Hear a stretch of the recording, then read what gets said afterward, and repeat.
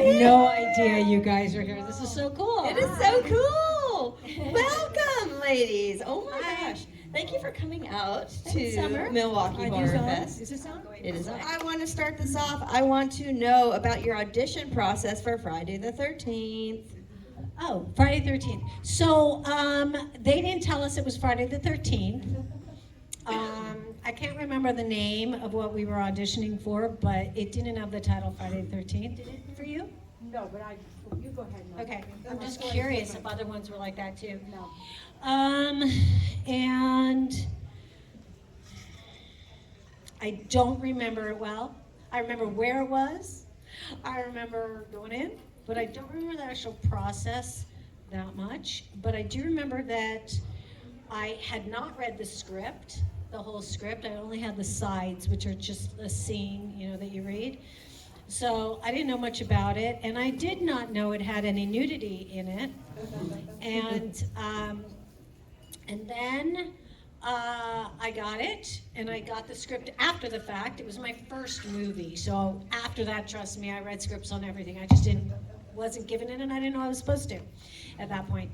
So when I got home and got the script and read it, I was leaving in like 2 days. And I called my agent. I said, I'm not doing this. And my agent says, no, we've accepted it already. You're leaving. And I said, no, I'm not. I'm not doing this. And I was in college at the time. And, I was going to be embarrassed, with the fraternity boys. I didn't want them seeing me naked. My family seeing me like that. So long story short, I'll never forget this particular day. I was in my apartment at UCLA, and all day long, the entire day, were phone calls with Frank Mancuso Jr., our producer, and the casting director, by the way, whom I'm sure you had the same one, Pam. I saw Fern just like a month ago, and I had not seen her since then. Okay, so with the casting directors and my agent and the producer, phone calls back and forth all day, negotiating a little here, negotiating a little more there, figuring things out, and finally I ended up doing it, and that's what happened. Yeah, it's all of our stories are different if you talk to anybody who's in any of the movies. Mine was a little different. I didn't know what a final girl was. I didn't know anything about the Friday the 13th franchise. So when they said to me, we're bringing you in, it's you're going to meet the director and the producers, and it's a Friday the 13th, and they had told me up front, and that it was a final girl. It meant nothing to me. I just went in. It was a role I was auditioning for. So the first audition, I had only one audition. I walked in the room. They were all sitting at a table, the executives and stuff, and the director, and Fern. And the director said, there were some scenes I had to do, and they wanted me to instead improv. And the director said, can you improv being murdered? I said, okay, can you give me a minute? So I went out of the room and then went back in. And I remember when I finished, I was on the floor on my back, looking up, crying. And then I sat up because it was done, and the whole 7 people sitting there were like this. Because you were crying. So I thought, well, I either really was horrible or I got this thing. So I finished that, and then they talked to me for a little bit, and they said, okay, thank you very much, that's it. And we're used to waiting and having callbacks or waiting for weeks. And I got home, and I would say 3 or 4 hours later, I got a call that I got it from my agent. So that's the fastest audition I've ever had, right? Because the movie I did prior to that, I had 15 auditions, so you just never know. Oh, yeah. Does the audience have any questions? Any audience questions? Okay, yeah. Did you practice your death scene? Practice it? Oh my gosh. I did not practice it at all. Thank you.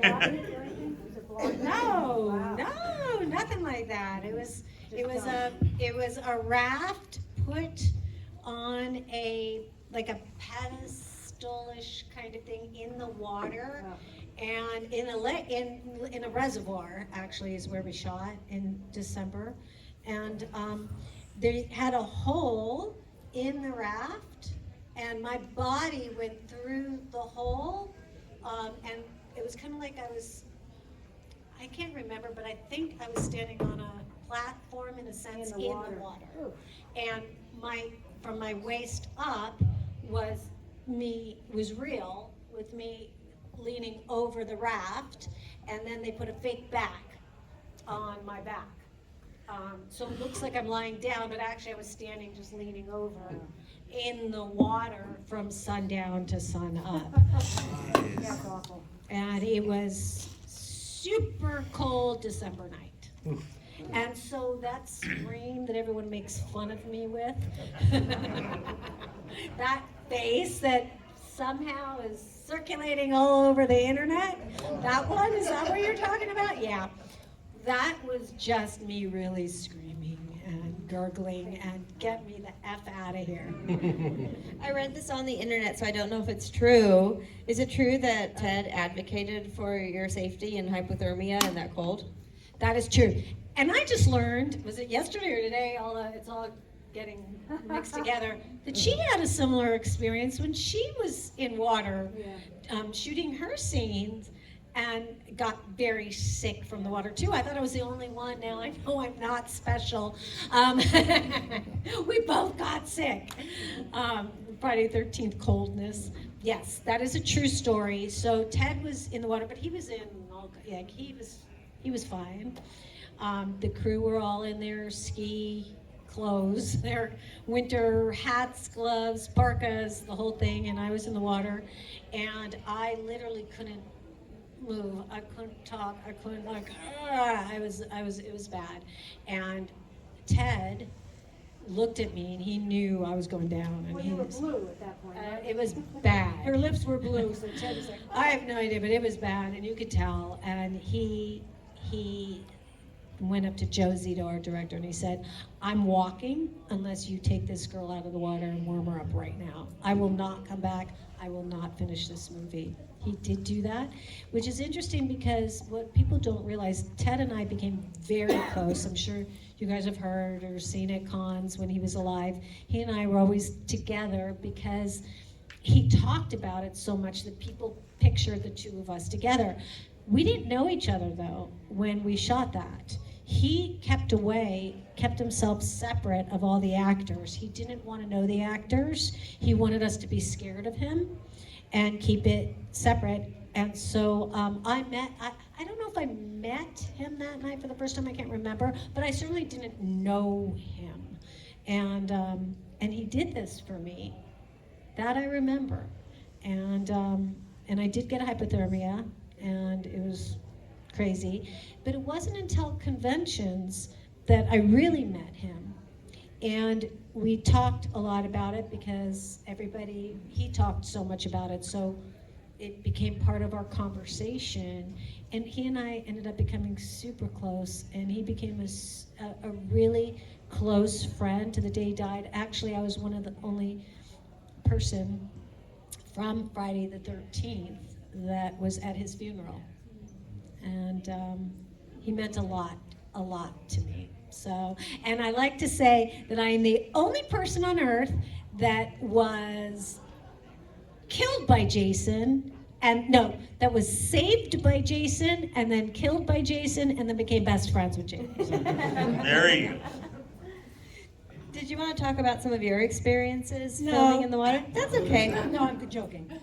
We don't have to The traumatize difference it. is she's standing in the water. The difference for me was that you all know the running and the screaming and the running and the screaming in the rain.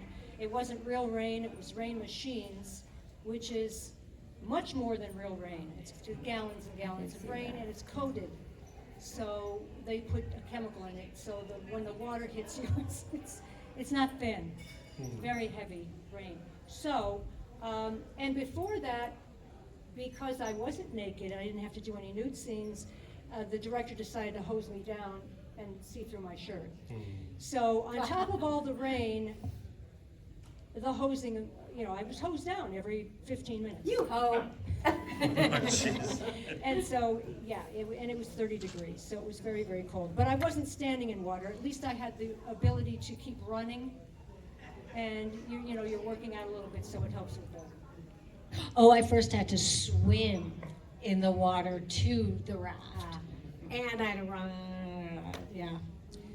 So yeah, it was grueling, but it was a lot of fun. I see a lot of familiar faces here. Thanks for coming. And Yes, thank you all for coming. Do you guys have any questions? Oh, one in the back, yeah. I was wondering, what was Corey Spellman like on the set? Okay. He was just a little boy at the time.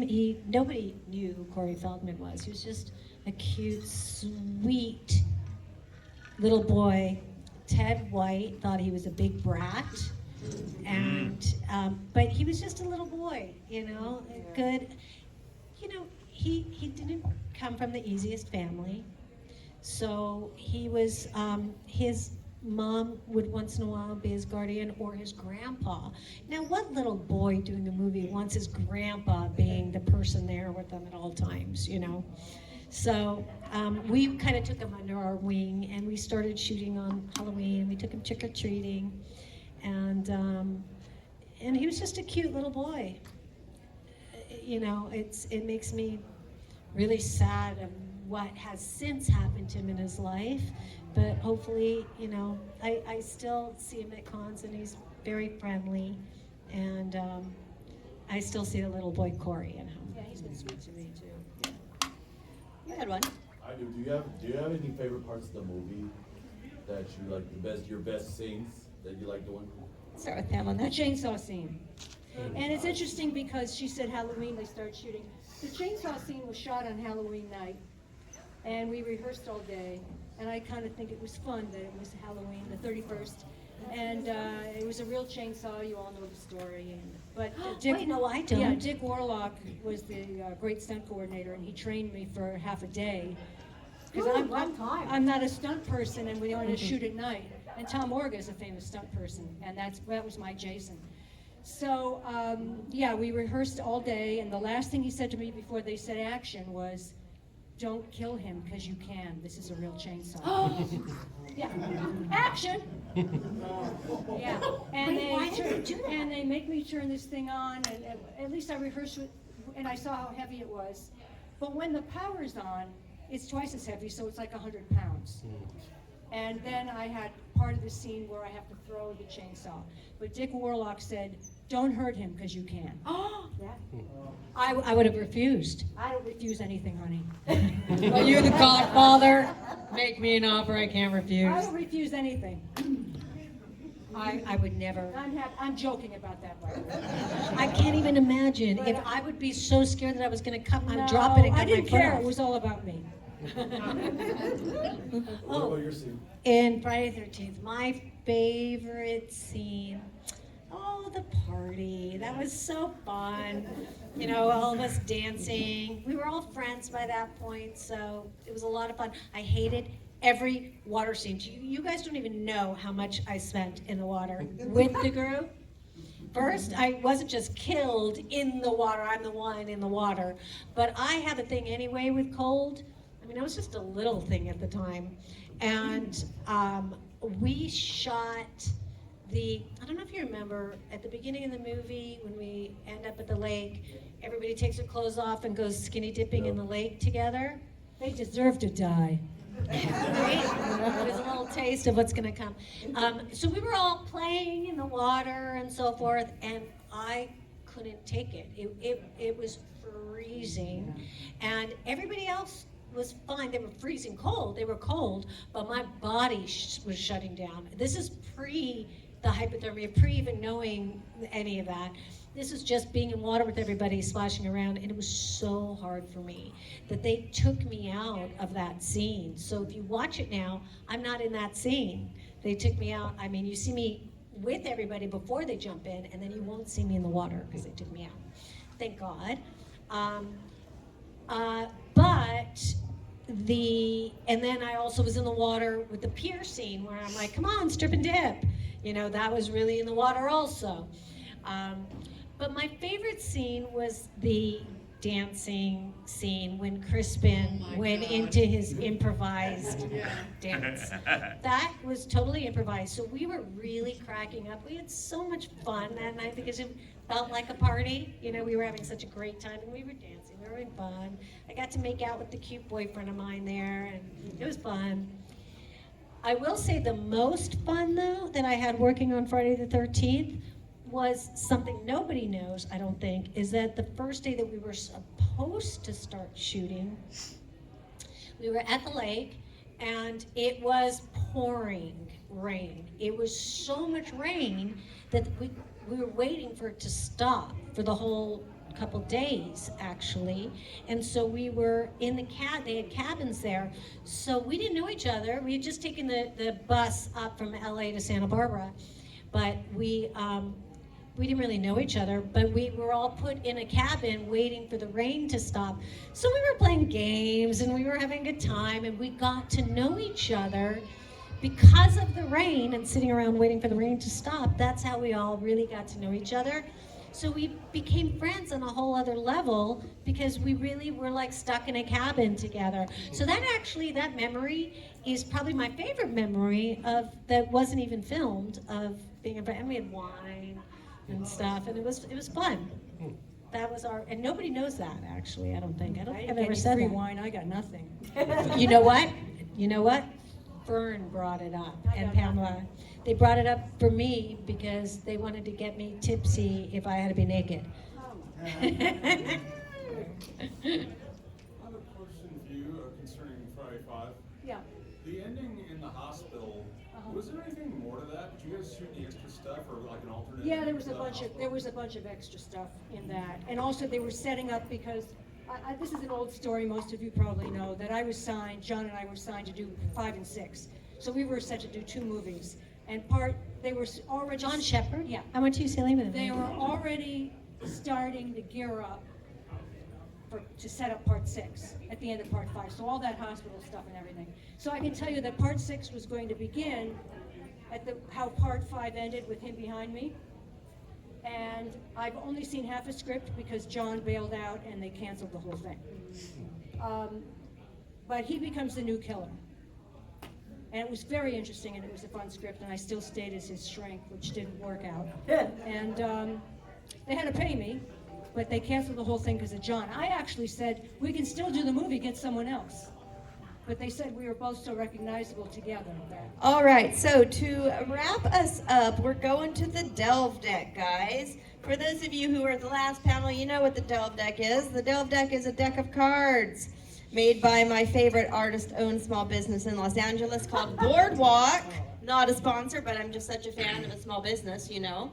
And so what we're going to do is we're going to shuffle these conversation cards. We have an audience member who volunteered to draw one. I don't even know what your question is going to be, and then we're going to answer it. Just one? I'm out.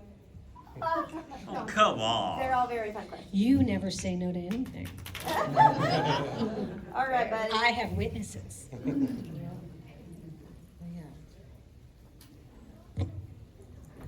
Okay. I love card games. Draw your card. Anyone? All right. And then read it nice and loud. Which song immediately transports you back to a happy time in your life? Oh, I love it. Thank you.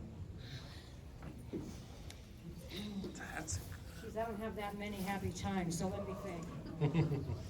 I'm joking. God,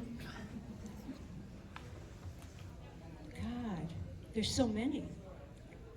For different things. For different eras. For different eras. And different reasons why different ones I'm are old, so I would say the Carpenters.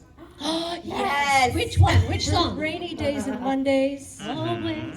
And Superstar. They make me very happy. But you're of a different generation, so you may not know. You may not know the joy of the Carpenters. But every day, and when I hear it, it brings me right back. Queen, Don't Stop Me Now. I actually, July 8th, 1980, but who's counting? July 8th, 1980, I went to a Queen concert at the Forum in LA with him. He was there. singing in his red leather pants. And I was there with my high school boyfriend. And seriously, to this day, is one of my favorite memories. And every time I hear Queen, I just, and brings back the memories of excitement being at this concert with my high school boyfriend and Freddie Mercury. But here's the thing, is that it was my first love. And he loved Queen. We listened to Queen together all the time. And his family took him away to Europe for several weeks during the summer. And I literally, I would go and sit on his bed and smell his pillows and I'd go swimming in his pool, and his family let me. And I just couldn't wait for him to be back. And I wrote a letter for him this is why I still tear up when I hear Queen, because I wrote a letter every single day telling him what my day was like and all that, and I didn't send him, but every day I wrote a letter for when he came back. He'd open each day up, and the last day's letter wasn't a letter. I got great seats to the Queen concert. And the last letter he opened was just tickets to the Queen concert, and we went on July 8th, 1980. And that's why whenever I hear Queen and Don't Stop Me Now, there you go. That's why it brings me right back to that first love. All right, everyone, give it up for the ladies. You guys, we've had such a great time. Thank you all so much for coming.